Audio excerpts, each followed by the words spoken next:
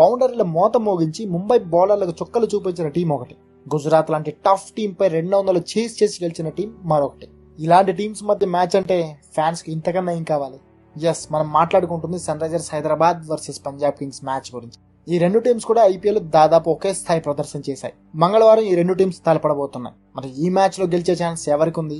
SRH super batting ని పంజాబ్ బౌలర్లు అడ్డుకోగలరా? అలాగే ఎస్ఆర్హెచ్ పేస్ ట్రయోను ఎదుర్కొని పంజాబ్ బ్యాటింగ్ ఆటకు నిలబడగలదా? ఈ ప్రశ్నలకి నేనిచ్చే ఆన్సరే ఈ వీడియో. నా ఒపీనియన్ కి సాలిడ్ రీజనింగ్ కూడా ఇస్తా. మీరు కూడా కామెంట్ చేసి మీ ఒపీనియన్ చెప్పేయండి. ముందు మనం సన్ రైజర్స్ గురించి మాట్లాడుకుంటే, ఈ సీజన్ లో నన్ను బాగా ఇంప్రెస్ చేసిన టీం సన్ రైజర్స్. లాస్ట్ 2 ఏళ్లలో బాగా ఆడుతున్నట్టు కనిపించిన మ్యాచ్లు ఓడిపోయి పాయింట్స్ టేబుల్ లో చివర్లో ఎక్కడో ఉండేది. అప్పట్లో ఆరెంజ్ ఆర్మీ అంతా మనం బౌలింగ్ సూపర్ మావా, కానీ బ్యాటింగ్ వల్లే ఓడిపోతున్నాం అనేవాళ్ళు. ఆ ప్రాబ్లం ఈ ఏడాది తీరినట్టే కనిపిస్తోంది. అదిరిపోయే బ్యాటింగ్ లైన్తో ముంబై లాంటి టీం కు సైతం చుక్కలు చూపించింది ఎస్ఆర్హెచ్. 11 మంది ప్లేయర్స్ లో దాదాపు 7 ఇన్ఫార్మ్ బ్యాట్స్మెన్ కనిపిస్తున్నారు. ఒక మయాంక్ అగర్వాల్ ను పక్కన పెడితే Abhishek Sharma, Travis Head, Aiden Markram, Heinrich Klaasen, Rahul Tripathi, Shahbaz Ahmed అందరూ అదరగొట్టేస్తున్నారు. ఇక చెన్నై మీద 6 తో మ్యాచ్ గెలిపించిన నితీష్ రెడ్డి కూడా సత్తా ఉన్న ఆటగాడు. బౌలింగ్ లో కూడా సన్ రైజర్స్ బలంగానే కనిపిస్తుంది. Captain Pat Cummins, Bhuvneshwar, Natarajan, Unadkat, Umran Malik, ఒక్క మాటలో చెప్పాలంటే ఇంతకన్నా బెటర్ పేస్ వేరియేషన్స్ మరే టీంలో లేదు. స్పిన్నర్ల కోటాలు కూడా షహబాజ్ అహ్మద్, మయాంక్ మార్కంటే ఇద్దరు quality బౌలర్లే.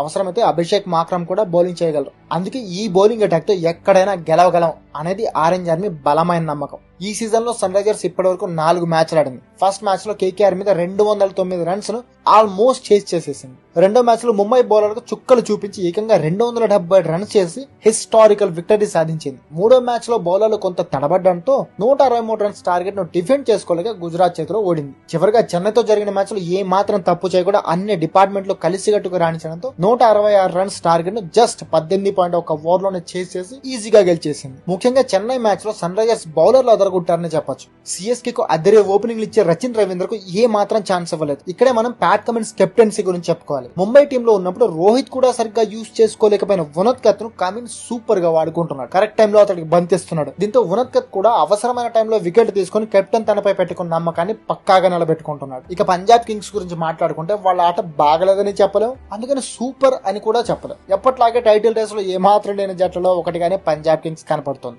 Shikhar Dhawan కెప్టెన్సీలో above average గా ఉంది జట్టు. ధవన్, బెయిస్టో, లియామ్ లివింగ్స్టోన్ వంటి ఆటగాళ్లతో పేపర్ పైన మాత్రం పంజాబ్ జట్టు చాలా బలంగా కనిపిస్తుంది. ఒకవేళ వీళ్ళంతా వాళ్ళ స్థాయికి తగ్గ ప్రదర్శన చేస్తే పక్కాగా పంజాబ్ గెలుస్తుంది. కానీ ఇక్కడ ప్రాబ్లమే అది, వాళ్ళు వాళ్ళ స్థాయికి తగ్గట్టు ఇంతవరకు ఒక మ్యాచ్ లో కూడా ఆడింది లేదు. మొన్న గుజరాత్ తో జరిగిన మ్యాచ్ లో కూడా ఏదో శశాంక్ సింగ్ మ్యాజిక్ చేయబట్టి పంజాబ్ గెలిచింది, కానీ ఆ మ్యాచ్ లో కూడా నిజానికి పంజాబ్ ఓడిపోవాల్సిందే. ఇక పంజాబ్ బౌలింగ్ విషయానికి వస్తే రబాడా, హర్షదీప్ సింగ్, హర్షల్ పటేల్ వంటి తెలివైన బౌలర్లకు తోడు శామ్ కర్రాన్ కూడా ఉన్నాడు. స్పిన్నర్లలో హర్ప్రీత్ బార్, రాహుల్ చాహర్ ఉండనే ఉన్నారు. అవసరమైతే లివింగ్స్టోన్ కూడా తన బౌలింగ్ లో వికెట్లు తీయగలడు. అయితే వీళ్ళంతా ఎంతో టాలెంటెడ్ బౌలర్లే అయినా ఇప్పటి వరకు ఐపీఎల్ సీజన్ లో ఎన్నోసార్లు వీళ్ళు ఒంటి చేతో మ్యాచ్ ను గెలిపించినా ఈసారి మాత్రం వీళ్ళ బౌలింగ్ లో పదును తగ్గింది. రబాడా, హర్షల్ పటేల్ ఇద్దరు ఏదో ఒక మ్యాచ్ లో ఆడితే ఇంకో మ్యాచ్ లో ఆడడం లేదు. ఇక శామ్ కర్రాన్ బౌలింగ్ లో మునుపటి పదును కనిపించడం లేదు. హర్షదీప్ అయితే పూర్తిగా ఫామ్ కోల్పోయినట్టు కనిపిస్తున్నాడు. ఇక స్పిన్ విభాగంలో హర్ప్రీత్ బాగానే బౌలింగ్ చేస్తున్నారు. రాహుల్ చాహర్ మాత్రం గాలిలో పడలేదు. దీంతో పంజాబ్ బౌలింగ్ చాలా వీక్ గా కనిపిస్తుంది. ముఖ్యంగా రబాడా 1 వికెట్ తీసుకుంటున్నా గతంలో పర్పుల్ క్యాప్ కోసం పోటీ పడే స్థాయి ప్రదర్శన మాత్రం చేయలేకపోతున్నాడు. పంజాబ్ ఇప్పటి వరకు ఆడిన 4 మ్యాచ్ లో మొదటి మ్యాచ్ లో ఢిల్లీపై గెలిచి రెండో మ్యాచ్ లో ఆర్సీబీ చేతిలో ఓడిపోయింది. మూడో మ్యాచ్ లో లక్నోపై ఓడిపోగా 4వ మ్యాచ్ లో ఏదో శశాంక్ సింగ్ పేరు చెప్పుకుని గుజరాత్ ను ఓడించింది. దీన్ని బట్టే చెప్పొచ్చు పంజాబ్ టీం ఎంత బలంగా ఉందో. ఒక మాటలో చెప్పాలంటే ఇప్పటి వరకు